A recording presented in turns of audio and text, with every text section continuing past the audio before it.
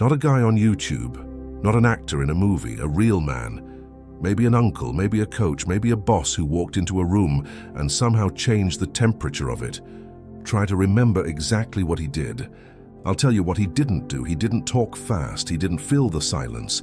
He didn't oversell himself. He didn't try to convince you of anything. He didn't laugh too hard at his own jokes. He didn't lean in to win you over. He sat there, he listened. He answered slowly. And when he spoke, the entire room shifted toward him without him asking it to. Now I want you to think about the most insecure man you've ever met.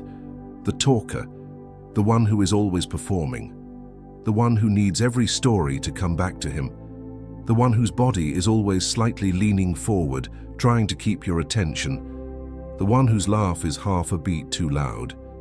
You can feel the difference between those two men instantly, inside of 3 seconds. So can every woman, so can every interviewer, so can every potential client, so can your kids.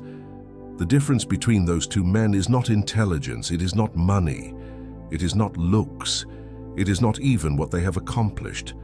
The difference is something the Stoics figured out 2,000 years ago, and almost every modern self-help guru has been getting wrong ever since. Real confidence is not something you build by trying. It is something that grows underneath you when you stop needing to be seen a certain way. And in this video, I'm going to walk you through exactly how the Stoics built it, and exactly what most men are doing right now that is keeping them stuck in the second category forever. Open any self-improvement book in the last 20 years, and you will find the same advice on confidence, repeated in slightly different words. Stand up straight, make eye contact, speak from your diaphragm, power pose in the bathroom for 2 minutes before a meeting. Tell yourself you're amazing in the mirror. All of that is a performance of confidence, none of it is confidence. And the men who try to perform their way into it discover eventually what every other man before them has discovered. The performance is exhausting. The minute your guard drops, the fear comes back. You spend your entire social life maintaining a posture, and underneath the posture, you are still the scared kid you have always been.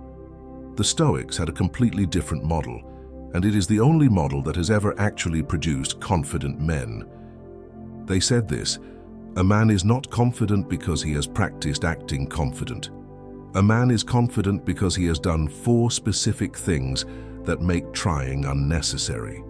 He has done them so many times that they are no longer effort. They are who he is. Once you have done these 4 things, your nervous system has nothing left to be afraid of in normal social life, and so the performance just falls away. You don't have to fake anything. You just are. I'm going to walk you through the 4. The 4th one is the one almost no man does, and it is the reason most men never reach real confidence in their entire lives. But the first 3 set the foundation. Without them, the 4th doesn't work. Pay attention. The Stoics had a practice they called voluntary hardship. The idea was this: a confident man is not a man who has never suffered. A confident man is a man who has suffered on purpose and discovered on the other side that the suffering did not kill him. Seneca, who was one of the richest men in Rome, used to deliberately spend several days a month sleeping on a thin mat, eating only stale bread, wearing rough peasant clothing. People thought he was crazy. He could afford anything. Why was he doing this? His answer was perfect. He said, "Is this the condition that I feared?" He wanted to know in advance what poverty felt like, so that if it ever came for him, and for many Romans it did, he would not be afraid of it. He had already met it. He had already survived it. Fear loses its grip on a man who has already shaken hands with the thing he was afraid of. Modern men do the opposite.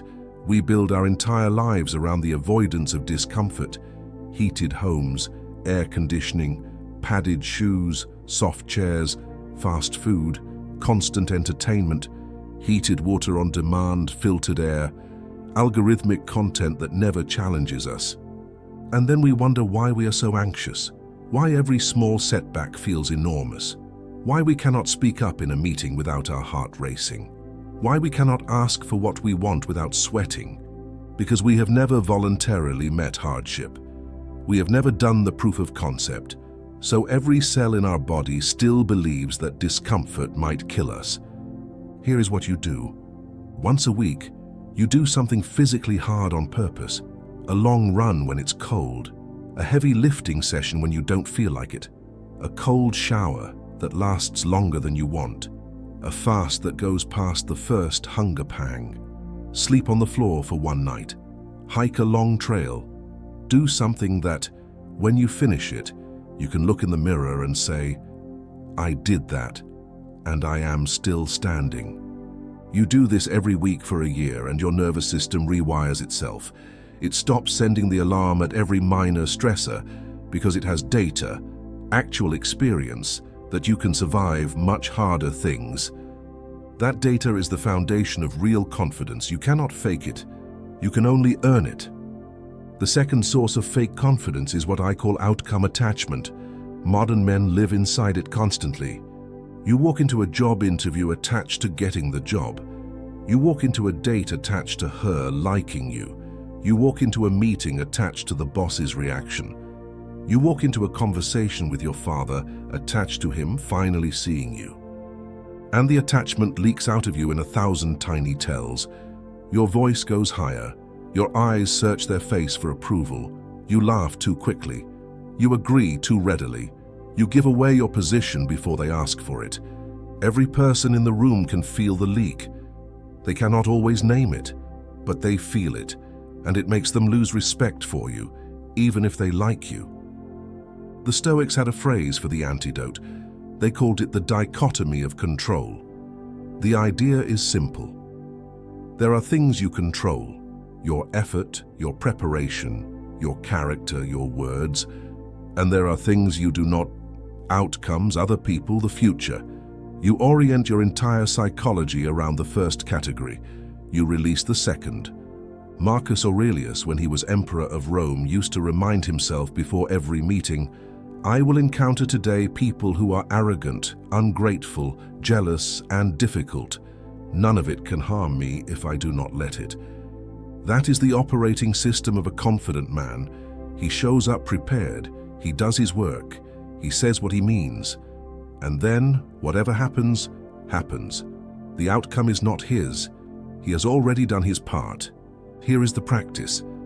Before any high-stakes situation, a sales call, a hard conversation, a date, a confrontation, you ask yourself one question: what part of this is in my control and what part is not? Then you decide in advance that the part that is not in your control is none of your business. You will do your part with full effort, and you will let the rest be what it is.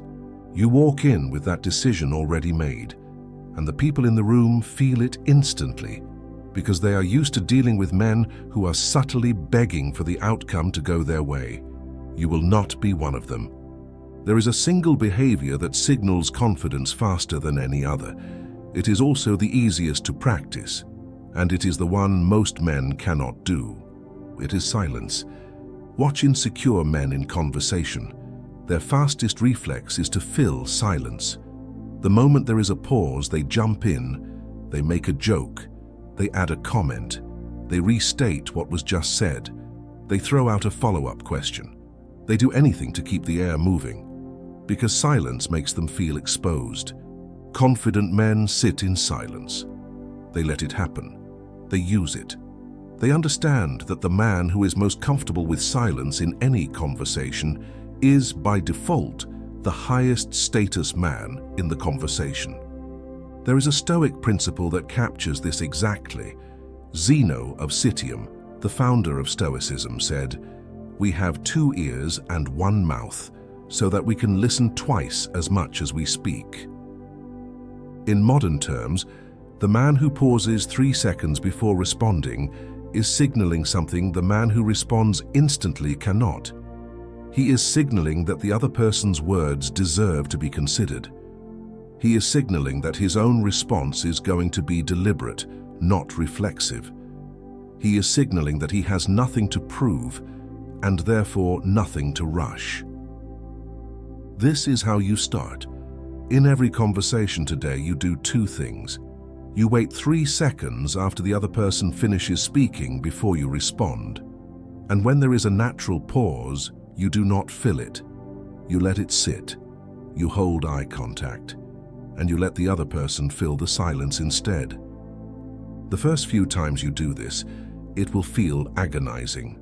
Your nervous system will scream at you to break the silence. Do not break it. Within a week, you will notice something. People listen to you more. They lean toward you instead of away. They wait for your responses. They reveal more of themselves. This is the behavioral fingerprint of a confident man, and you can install it in a week. This is the 4th pillar, the one most men never get to. A weak man's identity is held together by stories. Stories he tells himself, stories he tells other people, the story of who he was supposed to become, the story of what he is going to do, the story of how, when the right opportunity finally comes, he will be ready. A confident man's identity is held together by proof. Proof is different from stories. Proof is a stack of completed actions, a trained body, a finished project, a hard conversation he actually had, a skill he actually built, a book he actually wrote, a business he actually launched, a relationship he actually walked away from when it was killing him. Each piece of proof becomes a foundation stone that the man's identity rests on. The more proof he has, the less he needs to tell stories, because the proof speaks for itself, and he knows it does. And that knowledge changes everything about how he carries himself. This is the secret of the slow-talking, calm man you remembered at the beginning of this video. He is not relaxed because he was born that way. He is relaxed because at this point in his life, he has so much proof underneath him that there is no situation he cannot meet from a place of grounded reality. He has been here before. He has done harder things.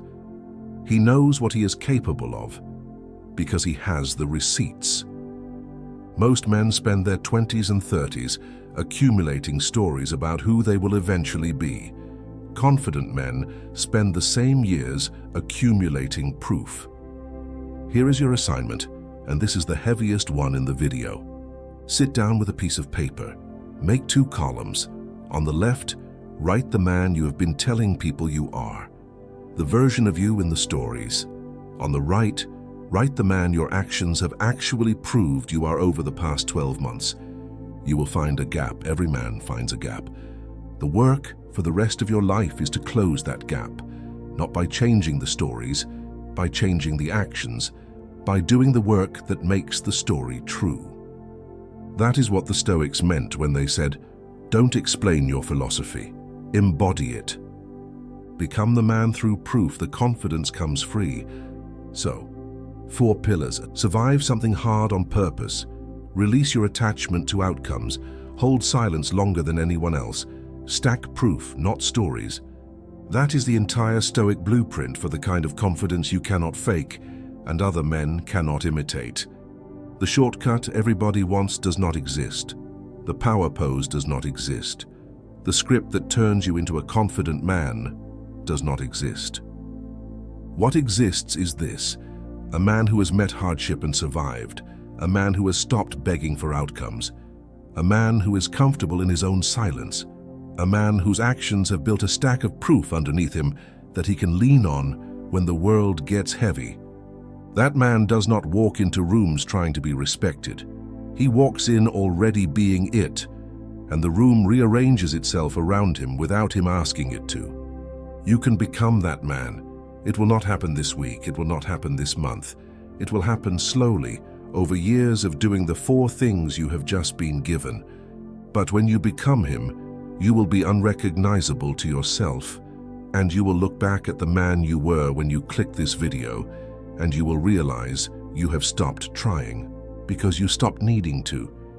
If this resonated, subscribe. I cover one of these every week, and watch the next video on this screen.